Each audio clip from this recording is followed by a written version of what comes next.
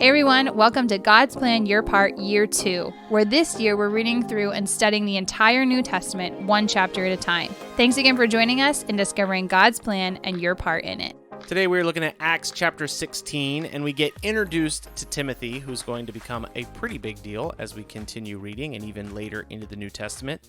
And we get a look at the early Philippian church. To me, reading over this chapter, that's one of the biggest things that sticks out to me. The people that Paul and Silas and Luke and Timothy are going to meet in this chapter are the people who are going to begin the church in Philippi that will end up receiving the letter Philippians. So there's some really interesting historical background here, and I think there's some application as well. It's also another prison break episode. I think that's worth mentioning. There's the second instance that we've seen or heard of a prison escaping happening this time with a pretty cool encounter with one of the guards of the prison.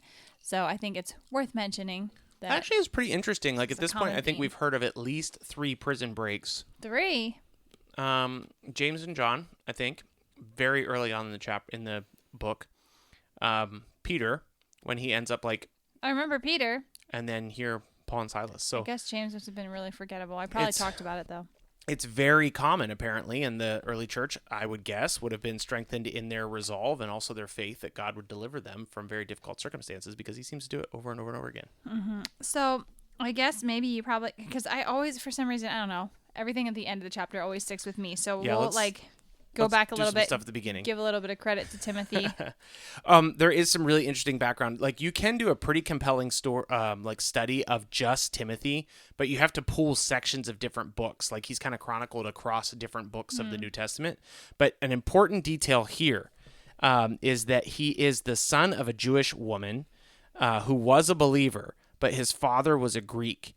And this line is pretty much, I think, about the only thing we hear about the father. Later on, we're going to find out that Timothy's grandmother had strong faith, his mother had strong faith, and so Timothy had strong faith. There's 2 letters in the New Testament, 1st and 2nd Timothy, that Paul writes to Timothy personally, basically to encourage him and strengthen him and mentor him so that he can take over some of these churches that Paul is spearheading right now at this point in the chapter. But one of the things we hear is that the strong, faithful influences are primarily the women in Timothy's life, not the men. The only thing we know about Timothy's dad is that he's a Greek. People knew that he was a Greek. It may have been kind of a scandalous thing because there's this question of should he be circumcised, should he not? And what's really interesting is if you've been listening all the way through the book of Acts, in our previous episode on Acts 15, the Jerusalem Council decides in pretty magnificent fashion that you do not have to be circumcised to become a believer, a follower of Jesus. And the first thing Paul's going to do immediately following the Acts 15 Jerusalem Council is decide that Timothy should be circumcised so that he's not offending the people that they're going to be working with. So we see here that it's not required, but sometimes it's actually still wise. And that is apparently what Paul decided to do. Well, one, that sounds horrible. But 2, yes, I'm sure Timothy was actually very disappointed. I would think Timothy was probably like, yeah, but didn't they just, did you read the letter they just sent out yesterday? Yeah. Because it seems like we don't have to go through with this. Well, and I think it's odd, too, that Timothy's kind of hand chosen by Paul to join him.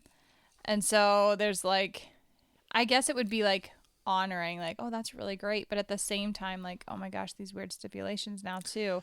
It just feels kind of weird. But before you tell me your thing, I think what is also kind of crazy is you have to remember, too, that when they go to preach, Paul is going to be preaching in the synagogues to the Jews first. Mm-hmm.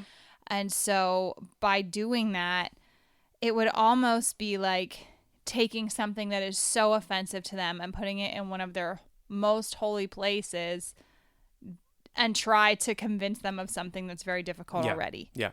Okay, 2 side notes that are really important. Paul does not randomly choose Timothy. You can see in like the first verse and second verse. Paul came to Derbe and Lystra. A disciple was there named Timothy, the son of a Jewish woman who was a believer, but his father was a Greek. He was well spoken of by the brothers at Lystra and Iconium, and Paul wanted Timothy to accompany him.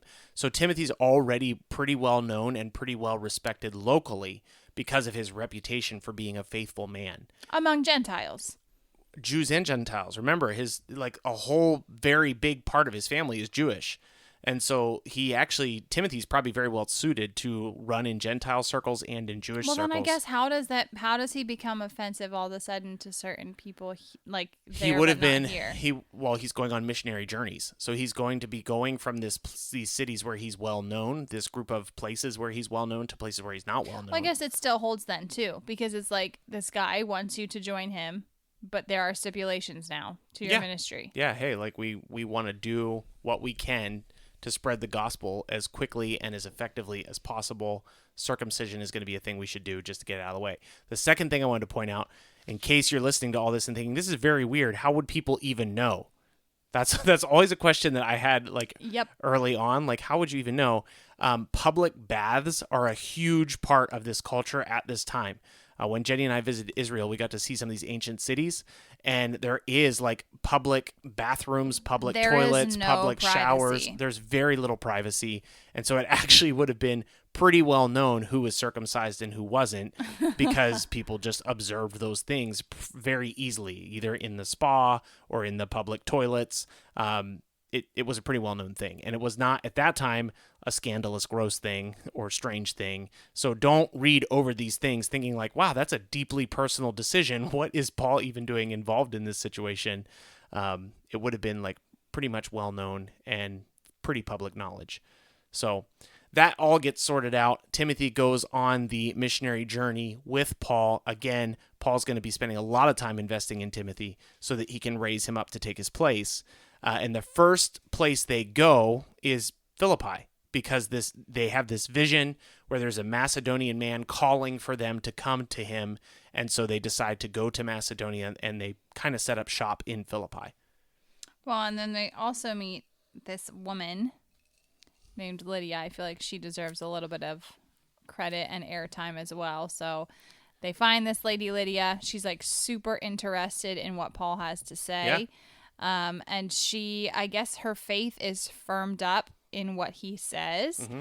And it's not the last time we hear of her in this chapter either, because shortly after this, they are arrested for what they're up to. But she will come back around at the end of the chapter. This is so interesting because some of the central figures to this chapter is going to be Lydia, who is this woman that seems like she's leading some kind of women's prayer group kind of situation. And she's known as a seller of purple cloth, which is like, you don't have purple cloth unless you're a wealthy person. So she's involved in some kind of higher level business to some degree. Then we're introduced to this younger girl, I think, who's a slave. That is possessed by an evil spirit that is just constantly calling out to people that Paul's going to preach the gospel to them. And then we're introduced to this jailer and his family.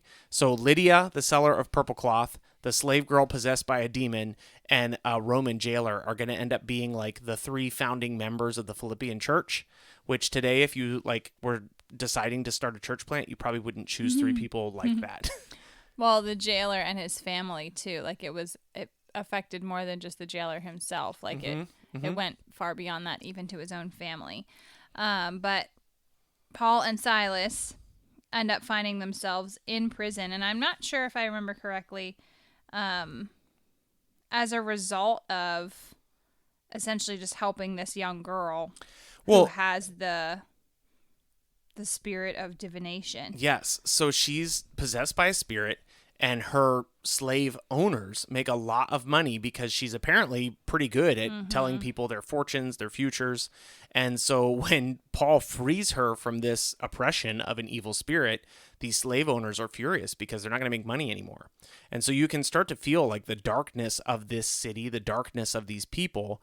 They're not at all happy for the fact that this girl has been released. They're actually quite frustrated that their business has been affected. And actually, you'll see throughout the book of Acts, it is people's pocketbooks that usually cause them to want to try to kill Paul.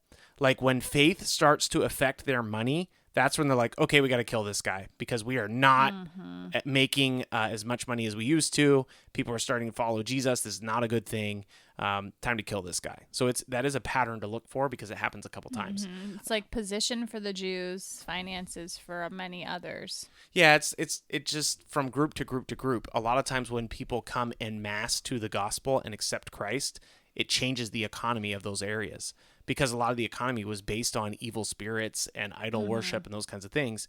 And when you become a believer, you don't need any of that stuff.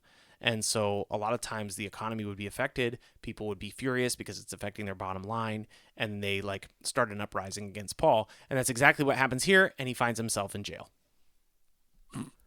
So then after they are in jail, this is the story that caught my attention mostly because this is not the first time we've heard of apostles, disciples being released supernaturally from prison.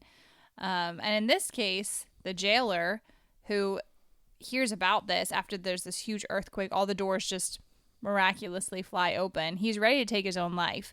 One, I'm sure, because he doesn't want people to think that it was him that let them go, or if they did escape, like, oh my gosh, they're going to kill me anyway. Yep. And Paul, in his humility, is just like, hey, don't do that. Like, he's willing to stay there. Yeah, I'll stay here. Just calm down. And it ends out that the jailer is like, okay, what do I need to do to be saved? So it's actually a pretty cool story how something that was really awful for Paul and Silas turns out to be this really amazing missions moment. It does. For them. Yeah, because it looks like very similar to Cornelius. The jailer rounds up at least his entire family and is like, okay, we need to listen to the message that this guy is going to preach. And they come to faith. They believe what Paul preaches, and they are all baptized, the jailer and his household. And again, they become some of the founding members of the Philippian church who are going to receive the book of Philippians in a little bit. But what's interesting here, there is some controversy here because some people say that here is a case for infant baptism. We might be like diving into the weeds a little bit, but this jailer and his entire household are baptized on the spot for their faith. There will be people that say there were obviously children present and they were baptized. How could they have possibly taken responsibility for their belief? And so this is a support for infant baptism over believer's baptism, where you have to actually express and understand your faith before you can be baptized. I just want to point out that this is a chapter that people use for that, and I'll let you decide what you think about that. The text does not explicitly say there were babies there. The text does not explicitly say there were children there. It does seem to imply that there is some level of belief that's present in all of them, and they're baptized on the spot. And again, being baptized in the first century, especially as a Roman jailer, would not have been a popular decision to make, and it actually could have been a life-threatening decision to make. But here we see this jailer and his family coming to faith in Jesus, and Paul baptizing all of them on the spot. It's pretty cool to see, actually. Well, I think it's funny too. After Paul and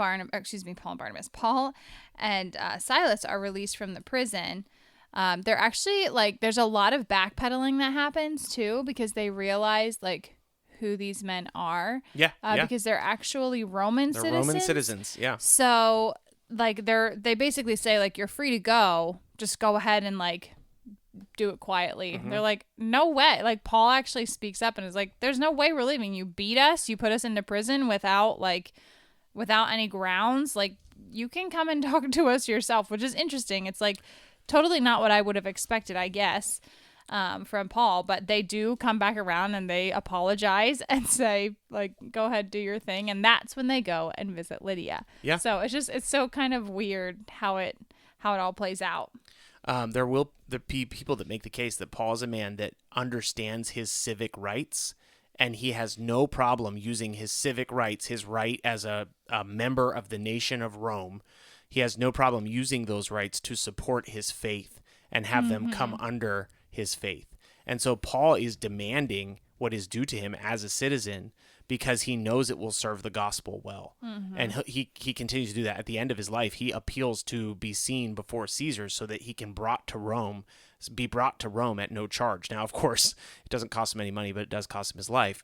but it ends up being a way of spreading the gospel to an area that it had not been. And so Paul is very well aware of his rights, and he has no problem demanding his rights, and we see it here. The most compelling thing I think about Acts chapter 16 is that it is like a well-documented story of how the church started in Philippi. And it's a ragtag group of people that would have never bumped into each other or hung out with each other. So you have Lydia, this woman leading a prayer group at the river who sells cloth. You have a slave girl who might be in the church, might not. Definitely she experienced freedom. And so we can assume that she might have been interested in Jesus. And then you have this Roman jailer. You get a picture of what it was like to be a believer in the early church because so many radically different people were coming to the table and they were equals instead of one over the other. So now you have this Roman jailer who is on a similar level at church with this slave girl who would have had no meaning or value in culture. Right. And so it's really just a beautiful thing, what happens in the church. And I think that's your part for me anyway, looking over Acts 16, that should continue to be the beautiful thing about the church, where very, very culturally different people can enjoy communion together in the same spirit, under the same baptism, with the same God. And a lot of times there is division in our churches, a lot of times I'm guilty of I don't know, causing division or feeling division. I don't know. It happens, but it is encouraging to see how these early church members overcame those differences because they were so committed to Jesus. And it gives us a really compelling example to follow. And so I hope that you are fully committed to Jesus, or at least drawn to Jesus, and allow him to overcome any differences that you have with other people in your community. And I know every community is different, but enjoy communion with each other and enjoy communion with the Holy Spirit. Enjoy worshiping God together, because that has been the plan from the very beginning. We'll be back again tomorrow with Acts chapter 17. We'll see you then. Thanks for joining today's episode of God's Plan, Your Part. As always, please consider partnering with us, as we are a listener-supported podcast that we hope to continue to grow with support from listeners just like you. We've made it super easy to partner with us, and you can support us by following the link in our show notes or our description. You can support us with as little as $3 a month. Every little bit of this helps so much, and we're so thankful for your support. With that in mind, here's today's reading. Acts chapter 16. Paul came also to Derbe and to Lystra. A disciple was there named Timothy, the son of a Jewish woman who was a believer, but his father was a Greek. He was well spoken of by the brothers at Lystra and Iconium. Paul wanted Timothy to accompany him, and he took him and circumcised him because of the Jews who were in those places, for they also knew that his father was a Greek. As they went out on their way through the cities, they delivered them for observance to the decisions that had been reached by the apostles and the elders who were in Jerusalem. So the churches were strengthened in the faith, and they increased in numbers daily. And they went through the region of Phrygia and Galatia, having been forbidden by the Holy Spirit to speak the word in Asia. And when they had come up to Mysia, they attempted to go into Bithynia, but the Spirit of Jesus did not allow them. So passing by Mysia, they went down to Troas, and a vision appeared to Paul in the night. A man of Macedonia was standing there, urging him and saying, "Come over to Macedonia and help us." And when Paul had seen the vision, immediately we sought to go into Macedonia, concluding that God had called us to preach the gospel to them. So setting sail from Troas, we made a direct voyage to Samothrace, and the following day to Neapolis, and from there to Philippi, which is a leading city in the district of Macedonia and a Roman colony. We remained there in this city some days, and on the Sabbath day we went outside the gate to the riverside, where we supposed there was a place of prayer, and we sat down and spoke to the women who had come together. One who heard us was a woman named Lydia, from the city of Thyatira, a seller of purple goods, who was a worshiper of God. The Lord opened her heart to pay attention to what was said by Paul, and after she was baptized and her household as well, she urged us, saying, "If you have judged me to be faithful to the Lord, come to my house and stay." And she prevailed upon us. As we were going to the place of prayer, we were met by a slave girl who had a spirit of divination, and brought her owners much gain by fortune-telling.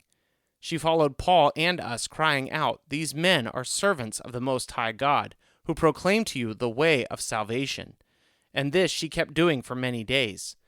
Paul, having become greatly annoyed, turned and said to the spirit, I command you in the name of Jesus Christ to come out of her. And it came out of her that very hour. But when her owners saw that their hope of gain was gone, they seized Paul and Silas and dragged them into the marketplace before the rulers. And when they had brought them before the magistrates, they said, These men are Jews, and they are disturbing our city. They advocate customs that are not lawful for us as Romans to accept or practice. The crowd joined in attacking them, and the magistrates tore their garments off and gave orders to beat them with rods. And when they had inflicted many blows upon them, they threw them into prison, ordering the jailer to keep them safely. Having received this order, he put them into the inner prison and fastened their feet in the stocks. At about midnight, Paul and Silas were praying and singing hymns to God, and the prisoners were listening to them. And suddenly there was a great earthquake, so that the foundations of the prison were shaken. And immediately all the doors were opened and everyone's bonds were unfastened. When the jailer woke and saw that the prison doors were open, he drew his sword and was about to kill himself, supposing that the prisoners had escaped. But Paul cried with a loud voice, Do not harm yourself, for we are all here. And the jailer called for lights and rushed in, and trembling with fear he fell down before Paul and Silas. Then he brought them out and said, Sirs, what must I do to be saved? And they said, Believe in the Lord Jesus, and you will be saved, you and your household. And they spoke the word of the Lord to him and all that were in his house. And he took them that same hour of the night and washed their wounds, and he was baptized at once, he and all his family. Then he brought them up to his house and set food before them, and rejoiced along with his entire household that he had believed in God. But when it was day, the magistrates sent the police, saying, Let those men go. And the jailer reported these words to Paul, saying, The magistrates have sent to let you go. Therefore come out now and go in peace. But Paul said to them, They have beaten us publicly, uncondemned, men who are Roman citizens, and have thrown us into prison. And do they now throw us out secretly? No. Let them come themselves and take us out. The police reported these words to the magistrates, and they were afraid when they heard that they were Roman citizens. So they came out and apologized to them. And they took them out and asked them to leave the city. So they went out of the prison and visited Lydia. And when they had seen the brothers, they encouraged them and departed. Thank you so much for listening to today's episode of God's Plan, Your Part. Don't forget, you can find us on just about every social media platform and YouTube. Let us know what you thought of today's episode, and if you have any questions, go ahead and post them there. You can also reach out to us directly at godsplanyourpart@gmail.com. As always, if you don't have a Bible, or if you'd like to use the one that we use, reach out to us via email, and we'll be happy to send one to you. Thanks again for listening. We'll see you again tomorrow.